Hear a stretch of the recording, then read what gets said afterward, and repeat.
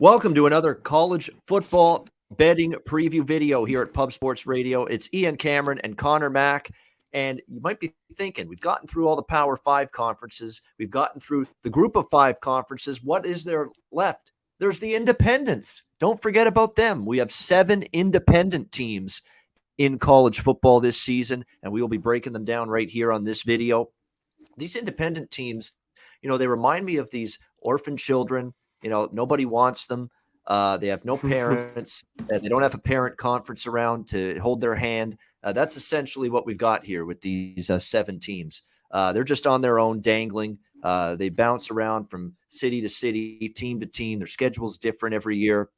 They have different sets of foster parents, every few months. It's just the perfect comparison to talk about with independent teams in college football. There's 7 of them this year, and we will break them all down for you right here. Let's start with the Army Black Knights, the Cadets. Jeff Monken, who has been the head coach now for almost a decade with this program, and he's done a good job.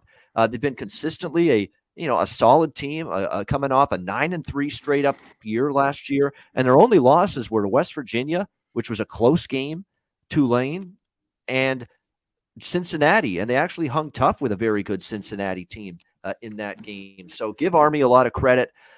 They bring back a lot of experience at quarterback. They have 4 quarterbacks that won games for them last year, but it looks like Tyheer Tyler is the guy that's going to be the starting quarterback. Christian Anderson was one of their quarterbacks last year. He's still there. So a very experienced quarterback room for Army coming into the year. The problem for them is going to be, while I like this team quite a bit in terms of what they did last year, they're a good team. You know what you're going to get, that triple option offense. You're going to have to obviously be good against the run. You're going to have to be good up front, if you're going to be able to slow down this offense. They're still, I think, going to be a very, very solid team on that side of the ball, especially with a deep quarterback stable. The running back group looks pretty good, as it always is for them. The defense has 7 starters back from a group that was pretty good on the defensive side of the football last year. But the problem for them is going to be with these independent teams, the schedule always is a little bit different every year. You don't play the same set of teams every single year. And for Army this year, this is a little bit of a tricky schedule. I mean, when you look at it, in the non-conference, they're going to have to play, a couple of tough teams. Well, they're all non-conference, but you look at their schedule, Wisconsin, Wake Forest, Liberty. It's going to be some tough teams on their slate here, enough where, it makes you wonder, can they get to 8+ wins? That's what they're going to need to get in order to get over that win total this year. That's going to be the question mark. I like this Army team, but the win total, to me, it's going to be tricky whether they go over or under that number. And you're talking about a team that, from a point spread perspective, last year was 8-4 against the spread, very profitable. They might be a little bit hard-pressed to be as profitable against the spread this year. So I like Army, but I think I'm hesitant on the win total, and profitability may not be there quite like it was last year. Conor Mac, your thoughts on Army? Yeah, I think Army will be good again. 8 wins, I wouldn't be rushing to bet the over there. I think they'll be right about there. Early on, the Wisconsin, that should be interesting, that game. I mean, they play Uconn, UMass, Wake Forest. I think they win those. Ball State, MAC champs, Ball State as well. Yeah. Yeah. Mm-hmm. You talked about it doesn't matter. Even Laws, yeah, Tyler Anderson, they all kind of play quarterback. They got a bunch of running backs to run that triple option. They were able to score. They had a good pass defense. That defense was really good last year. I thought that was one of their better teams in a while. Last year, I think they'll be good again. I'm just not jumping for the over 8 win total here. I think they'll be right around there, though. They'll be a solid football team for sure.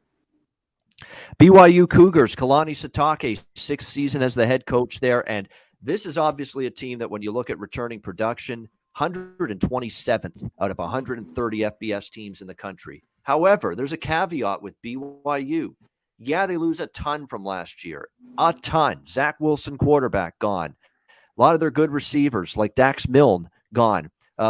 Brady Christensen, their best offensive lineman, gone. The offensive coordinator is new. The O-line coach is new. There's a lot of change for BYU. But there's a one caveat. Unlike every other team, BYU's coming in and replacing all those guys with guys that are older. This is always one of the older teams, and it's maybe not quite the fall off or the drop off that replacing all of this production, might be with some other teams and some other programs.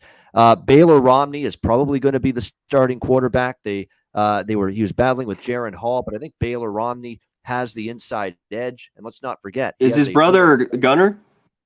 Real quick, yes, is that his brother? Gunner, yeah. Gunner's brother. Okay, this is the receiver. Yeah, this is Baylor. Okay. Yeah, this is Baylor Romney. This guy that's likely going to be the starting quarterback. Last I checked for BYU. Mm-hmm. The defense was obviously pretty good last year for BYU, but boy, a big hit on that side of the football. And they're going to be a lot worse, I think, on defense coming into this year. No question about that. Look, the thing that worries me, though, is everybody's on to BYU being down because their win total is only 7. That's the thing. They were 11-1 straight up last year, 8-3 against the spread. Everybody's figured out they're going to be a worse team this year, less experienced, and they've adjusted to it. So I don't know if there's any more value to go under the win total when their win total is now down to 7, in most spots. Everybody's on ahead of the curve here in terms of expecting this team to not be as good and regress this year. The question is going to be, is there value to fade them? Is there going to be value point spread wise to bet against them? Because it already seems like the betting markets, Connor, they're already taking a massive stand and already adjusting BYU way down from where they were last year. Has the adjustment already been made? And we're going to find that out quickly. Like, they've got Arizona in their first game of the year. They're still favored by double digits to win that game. In Vegas. Question is, all Arizona, maybe that's a sign that this team's going to be, maybe they've just basically dropped the power rating of this team too much based on everything they lost from last year. So that's going to be the question. I want to see it in those first couple games. They do have a tough September. I mean, 2 of those 3 games, Utah, Arizona State, they're going to be underdogs in those 2 games. They're going to have to play at Baylor, at Washington State. Virginia's not going to be an easy game. They finish at USC to end the year. Yeah. So, I think 7, it's appropriate. I think this team's 7-5. I think if things go well, they could be 8-4. But I think 7-5, 6-6 is probably what I see this BYU team being. And they've already adjusted close to where I think they'll be. Connor, what do you think about BYU? Yeah, I think, Wilson's gone. Last year kind of was a kind of not a freak thing, but, they won all their games. They had a couple of close ones. The schedule, though, is tough for me. I mean, I see 6 wins. The defense is, but usually they just bring them in. Like you said, it's a bunch of older guys, but they only have 4 guys coming back. But the receiver position should be good with Romney. Isaac Rex was really good at tight end. So, yeah, I just look at the defense, what we'll see there. It's kind of up in the air. I think BYU is always solid. That schedule's tough. It's really, really tough with Virginia, Boise State, Arizona State, and Utah. All right, next team on our independence list, the Liberty Flames. Liberty. Come on, you knew I had to throw that one in there. Hugh Freeze, 3rd season as the head coach of Liberty this year. And look, 9 is the win total, and I think this could be a double-digit or even 11-win team. They won 10 last year. I think they're every bit as good, if not better, this year. Malik Willis, if he was in a Power 5 conference this year instead of Liberty and an independent, he'd be truly in the running for the Heisman Trophy. But unfortunately, they never give that trophy to anybody that's not in the SEC or one of the really big power conferences. But he's a talent that's capable of being maybe a real long shot for the Heisman, but I doubt they'd give it to him. Not the way that trumped up voting system works. Malik Willis, though, he's an incredible quarterback. He's got incredible athleticism and mobility, throws the football very well, can run it, can throw it. 20 passing touchdowns, 14 rushing last year. Every offensive starter back. That's the impressive part for Liberty. Loaded on the offensive side of the football. Offensive line has everyone back. Most of their skill position talent, running backs and receivers, should be back as well for this team in 2021. I mean, the offense is going to be it's going to be a team that's going to put up 40s on most weeks in terms of points on the board. Defense, 9 starters back. And should be pretty good on that side of the football as well.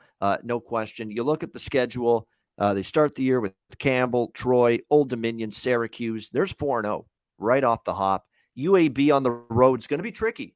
Good defense, and sometimes good defense stops great offense, and that's going to be a good challenge. Liberty at UAB, October 2nd. But if they win that game and go 5-0, and I think they still will win that game, Middle Tennessee, Monroe, North Texas, UMass, they're going to win all those games, and then they could be in a spot where they are 9-0 going into that game at Ole Miss. And I expect Liberty to compete in that game against Ole Miss. It won't be easy, obviously. Ole Miss is a team I like a lot this year as well, but they've got the offense to hang and match that Ole Miss team for a while in terms of points on the scoreboard, because they've got the offensive potency to test the Rebels a bit. And yeah, we think Ole Miss will be better defensively, but they're going to be challenged by Liberty's offense in that game. And then they wrap it up with UL Lafayette. That'll be a tough game, but obviously a winnable game. I like Lafayette a lot, and they should beat Army at the end. So this team, to me, looks like a 9-win team minimum, which means with their win total being 9, I could only look over. And I think they've got a chance to be 10 or even 11. So the ceiling is high for Liberty. This could be, believe it or not, a team that hopefully the committee gives them a real thinks long and hard about putting them in the playoff if they are a one-loss team or undefeated, because I think they maybe should get a shot, but I doubt it. The way they think, they're more than likely to give a 1-loss or 2-loss ACC, SEC, 10 team, then give Liberty a shot in the playoff. That's the way that it's been trending. That's why they're introducing this 12-team playoff, to give teams like Liberty more of a shot in the playoff. But lots to like about Liberty. The only question is going to be, Conor Mac, can you make money with them? Because we are talking about 10-1 straight up, 9-2 against the spread this year. Maybe not quite as much value this year on the Liberty Flames game to game from a point spread perspective, but obviously great season expected for the Liberty Flames. Connor, what do you think of this team? Yeah, it's going to suck not being able to take Liberty all last year, catching all those points and even money line, in some of those games.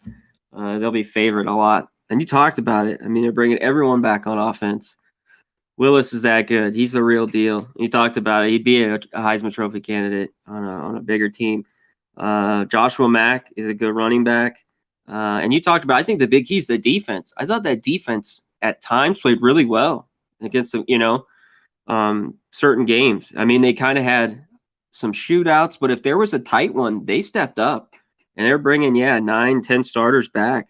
So with Clark and Johnson to headline it, I think they're at least a 9-win team. Like, that's it. So I'd only look over as well. That Ole Miss game will be big. And then the last one with Louisiana, November 20th. I think those are the two. I think everything before that's pretty easy. There could be a slip up, but those two at the end are big. So I'm more in the 10 that they get 10 wins. So I'd have to lean over if I was betting the total here. New Mexico State. I don't know where to begin with this group. I really don't. I mean, this is going into this year. This is my worst team in the FBS. New Mexico State. That's how bad things are for this Aggies team. Doug Martin, of course, still here, but it is going to be trouble. They played a couple of games in the spring against FCS opponents, and they were life and death in those games to even win them. I mean, they are in shambles. They have nobody back on defense. Not a single starter from last year on defense is back for this team, and only 3 altogether. It's just going to be tough sledding. They sat out, of course, last year with COVID, and then they played in the spring, and they ended up losing to Tarleton State in one of those games against those FCS teams. 43-26. Yeah, by 26. 26. Whew. That tells you that there could be some dark days ahead this year. Jonah Johnson, the quarterback, but the receiving core has a couple guys back, but the offensive line's rebuilt. It's new faces galore. And on defense, the defense was hideous last year. Absolutely brutal, especially against the run. And this year they have nobody back. A couple of their players gone in the transfer portal. This is a New Mexico State team that I absolutely think is going to be dreadful. It's going to be, at the betting markets already priced them as the dreadful. Probably, I think they could be in for a winless season, to be quite honest with you. Where's the victory? I'll tell you, there's one game on their schedule that I see, 2 that they could win. South Carolina State and UMass at the end of the year, who are probably right near as bad as they are. Other than that, that's it. Their win total is 1.5, but there's a chance they could win both of those games. So it's hard to go under 1.5 when they could beat UMass. They could beat South Carolina State, but they're not going to stop anybody competent with their defense. And their own offense is a mess. And they're playing a UTEP team with a better defense and maybe the best offense they've had in years. And you think UTEP, oh my gosh, we're going to ask UTEP to lay 9.5 against New Mexico State. Yeah, you can ask them to do that because I think they will win that game by double digits in that opener against New Mexico State. And it might be one of the few chances we've got back, because if UTEP wins that game by 14 or 21, which I think they might, good luck finding value to fade New Mexico State the rest of the season, because their power rating is going to drop even further like a stone if they get whitewashed and ambushed in that first game against UTEP, the Miners. So, yeah, you want to bet against them, but are the books and the odds makers and the betting markets going to adjust to how putrid and hopeless, quite frankly, this program is right now? Conor Mac, New Mexico State. Yeah, there might be 2 winnable games, and who knows, as the year goes on, they could get better.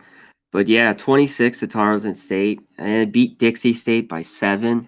I mean, God damn, 2 returning starters. They just gave up a ton of points. They're just going to be really, really bad.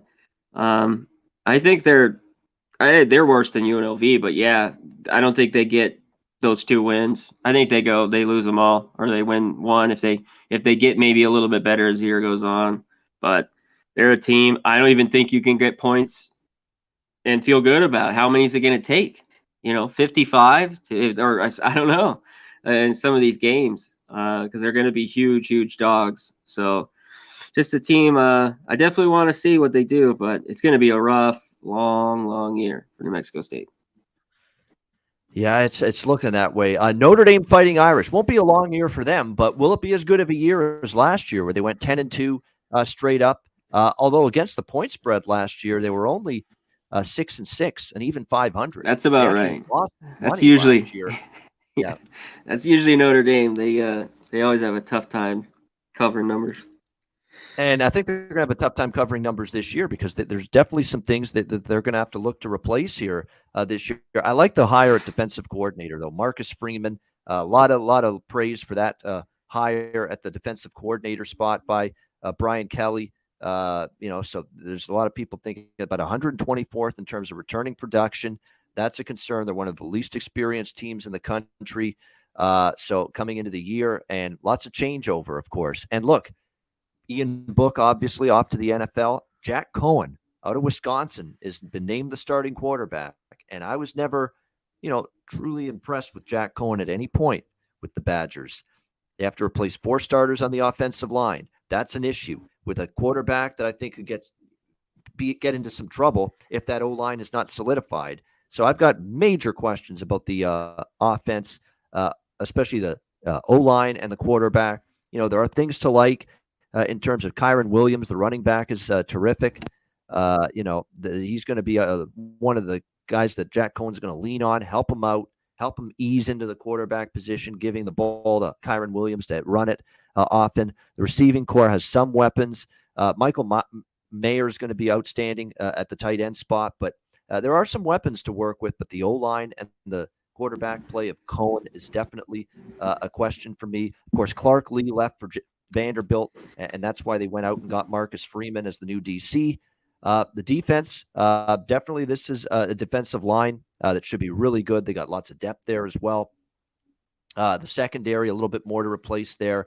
But again, only the 3 returning starters on offense, 6 on defense. Defense should be ahead of the offense. This team's probably going to play some unders early in the year. And I'm telling you right now, against Florida State in the opener, I'm looking at the points with the Florida State Seminoles in that opening game of the season, that Sunday night game. Sunday, I believe it's September the 5th, Florida State, Notre Dame. It's a standalone primetime game. I'm going to dare Jack Cohen and that offense with a rejigged offensive line on the road at Tallahassee against the Noles to win that game by margin. I think that's going to be a challenge for them. So Notre Dame's kind of a team, especially early in the year. I'm not saying they won't be good. Like second half of the year, they'll probably iron out some things and they'll be better late in the year than they are early in the year. But I think in September, you can make some money betting against Notre Dame. And I'm going to try to do that starting with their very first game against Florida State. Conor Mac, what do you think here? The Notre Dame Fighting Irish? Yeah, the Fighting Irish here. Man, this is interesting. Always Notre Dame is one of the tougher schedules. And they got home games against Cincy, SC, and Carolina throughout the year. She also talked about at Florida State, Stanford, Virginia Tech, and then I think that neutral site game against Wisconsin. I'm just not a big Jack Cohn guy either. And they're only bringing a few guys back. The offensive line, like you talked about, man, it could be a patchwork line, especially early on until they know what they want there. Last year they were able to put up 30 points. I think in like 8 of their 12 games or 9 of their 12 games. I don't think that's going to happen this year. You talked about their defense, I think, was good in spots last year. And I think they'll be pretty good here. They got to get some guys over the years. The D line's been good. They're not that good there. They got their stud safety, Kyle Hamilton. He's about their best player in the secondary. But yeah, they got to run it well with Williams early. You talked about Michael Mayer as the tight end. The playmaker there. There's 9 wins here. I think the schedule's too tough. I'd have to lean under. I'm pretty strong on it. I think Notre Dame is going to fall back to a 7-5 type year. I'm just not a big Jack Cohn. I think he's going to be just a game manager, but they need somebody to open it up. Maybe they'll have to go to that because there could be some struggles here on South Bend early. And in South Bend, it has been, as years pass, we're talking a long time ago, teams go in there and win. Now, you're telling me Cincinnati can't go in there and win? SC, North Carolina, they've done it. So I'd have to lean under on the 9 wins here with the Irish. I wouldn't argue with that. Uconn, what an interesting team this is to try to prognosticate because they didn't play a game in 2020. They didn't have a season last year. They haven't played since 2019. So, and unfortunately, they went 3-21 in the last 2 seasons before taking last year off during the COVID-19 season.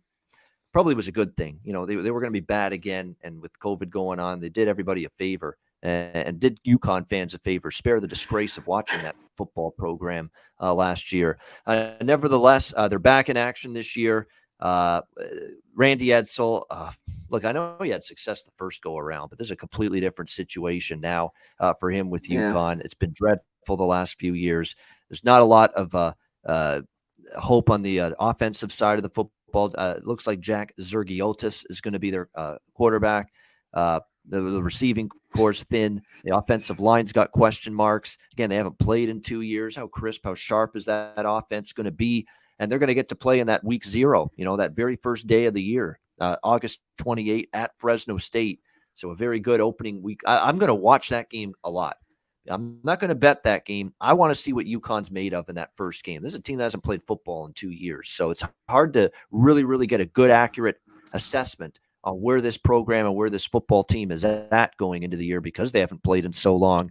Their win total is 2. Like the defense was just hideous, a couple of years ago.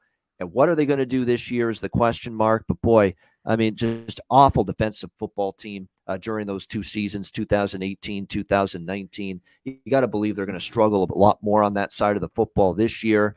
It's going to be interesting to see. I mean, this is a weird situation where you talk about a team that has not played a season in 2 years, which is a rarity. It almost never happens in college football, but it did for this Uconn team. As far as their schedule, they do have a winnable game against Holy Cross, September 4, and they certainly could beat UMass October 9th. And if they win those 2 games, they get 2 wins, and their win total is 2. Problem is, I don't see a for sure 3rd win on that schedule. Fresno, Purdue, Army, Wyoming, Vanderbilt, Yale is winnable. That could be one where they could take it to, like they do. Yeah, they could win Yale, maybe. Potentially. So could they sneak over? Yeah, they could. But I'd lean over. At 2, I would lean over because I do think they can win 2 games. Can they win a 3rd? But I don't think you'll lose the bet if you take the over at 2, because I do think they'll win 2 games. It's a question of can they get that 3rd win, and then they won't win any of their last 4 games. They won't beat Middle Tennessee State, Clemson, UCF, and Houston to wrap up the year. So maybe 3 wins though, and because there's a greater potential, I think, for a 3rd win than them being a 1-win team. At 2, I would lean over. I'm not betting it. No, I'm just not. But I would, if you had to throw something out there in terms of a win total lean, I'd lean over the 2. Conor Mac, what do you think here with Uconn? Yeah, I think they could win 2 out of those 3 between Holy Cross Yale and UMass. I think they could win 2 of them. That's just going to be rough. That defense was horrible. The offensive line's bringing back 2 starters, and they couldn't block anybody 2 years ago. Their defense was horrible. It was, 18th. Their secondary's young. They're going to get burned everywhere. So, but yeah, there's those few games. I mean, I'm not crazy to run in to bet this over, but there's 2. A lot of places 2.5's even money. I see. Yeah, I wouldn't be running to bet the over. But I could see maybe a 3rd win. But that's only those 3 games. I don't think they're close in anything else, really, on the schedule. Just Holy Cross, UMass, and Yale. They could be in the games, but the other games they're not going to be in at all. Vandy should kick their ass.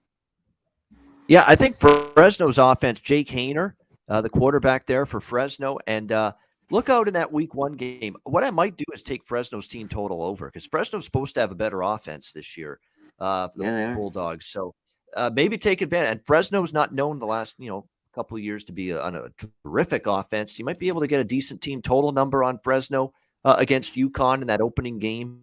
I might be interested in a Fresno State Bulldogs over team total bet in that game on August 28th against Uconn. So keep an eye on that. Final independent team, the UMass Minutemen. Walt Bell is back as the head coach for the 3rd straight season.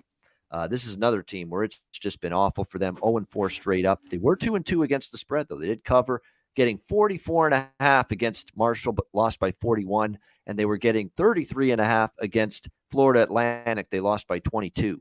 But look, they lost by 22, 41, 41, and 45. Those were the margins of defeat for UMass last year. Obviously, this is another program that is going to be a long way back for them to back to respectability. They should be a little bit better, though. Tyler Lytle, they've got some expectations that he can be solid. He transfers over from Colorado. He's likely going to be the starting quarterback for this team. We'll see how it goes. They've got some skill position talent. Running back's good. The O-line, might be actually somewhat capable this year for UMass, which is something that they are somewhat excited about and hopeful that group's going to be a little bit better than it's been in recent. And Walt Bell is an offensive-minded coach, so I'm not saying this team's going to be great offensively, but I'm just saying there's a chance at least for them to be improved a little bit offensively this year. But obviously they've had a really, really rough go. This is another team, much like with Uconn. The defense has had a tough time getting stops on that side of the football. You're talking about a team that gave up 41, 51, and 45 points in 3 of their 4 games last year. And yeah, they have 8 starters back, but 8 starters from just a horrendous defensive unit and stop unit last year. So truly, how much better are they going to be? And then the schedule doesn't really do them a ton of favors. They are basically, when you look at it, favored against Uconn, and that's about it. There's not really many other games where you could say Maine and Rhode Island are winnable games. New Mexico State, they're going to be close to a pick 'em. I mean, believe it or not, because of the way the schedule lays out for UMass, I could honestly see them going over that number, to be honest with you. I mean, they can win New Mexico State. They can win the game against Rhode Island or a Maine, and they're going to be competitive with Uconn. You basically got 4 coin flip games right there. Uconn, Rhode Island, Maine, and New Mexico State for a team with a win total of 1.5 right now in most spots. There's no way I'm going under, because there's a chance they could win two of those coin flip games that they have at least a puncher's chance to win. They're going over that win total. So I don't hate the over 1.5 wins here for this UMass team. And I think there's some hope on offense. They do have some skill position talent. They got a quarterback that they kind of like here, the way he's performed in camp. The defense obviously was a sieve last year. That's going to be the issue. They're going to be overs for their game totals for sure. This is going to be a high-scoring team. They're going to be in a lot of overs, high-scoring games this year. I look over with their game totals, and I lean over with their season win total, with it only being 1.5. Conor Mac, your thoughts here, UMass Minutemen? Yeah, I'm right with you. I think there's 4 games there that you just mentioned that they could win. I want to see. I think Tyler Lytle is the big key. Can he help this offense jolt them maybe to be a little bit better? That was horrible last year. They've got a few other guys transfers. The line has 3 starters, and the defense was horrible. I mean, over 40 points, 482 yards a game. Did have 9 sacks. The D line was a little bit better, I remember, at the end of the year. But yeah, interesting. I'd only look over 1.5. I mean, it's juiced real high, but I think they could get 2 wins. The big key, I think, is Lytle. The defense has to be a tad bit better than him at quarterback. Maybe he can give them something. So yeah, at 2.5. And you're right, they're going to be over. They're going to give up in all those other games. They'll give up a shit ton of points to all these other teams. So yeah, they'll be an over team for sure. And they were a horrible offensive team last year. That was the surprise. Couldn't score. In the past with UMass, you could at least count on them to score a little bit and put up some offense and move the football. Last year, they just couldn't. I mean, they got shut out twice. They scored 10 against Marshall and 2 against Florida Atlantic. In 4 games, they scored 12 points. In 4 games, they scored 12 points. Think about that. What are they averaging? I remember it. Points a game? Yeah, I remember they got shut out a few too. Yeah, I remember those. Yep. Yeah. I mean, my God, it was brutal for them. But this offense definitely, Lytle's got potential, got some talent, skill position-wise. The O-line's not bad. I'm not saying it's great, but it's decent. They will take a big jump offensively, but I don't know they're going to take much of a jump defensively. That's why I think they'll be in a good over team in terms of their game totals. Great stuff with Conor Mac. That is your look at the independents for the upcoming 2021 college football season, the 7 independent teams. And that is going to wrap up our entire library and catalog and collection of videos for the college football season ahead from a betting preview standpoint. We appreciate you guys tuning in. Hit the like button, hit the subscribe button. If you enjoyed the content, we love doing these videos, and we hope that after watching all of these videos, you are prepared and ready for college football, because Connor and I sure as hell are, and we are looking forward to the season ahead. Cannot wait. For Conor Mac, I'm Ian Cameron. As always, thank you for watching these college football conference betting preview videos right here on Pub Sports Radio.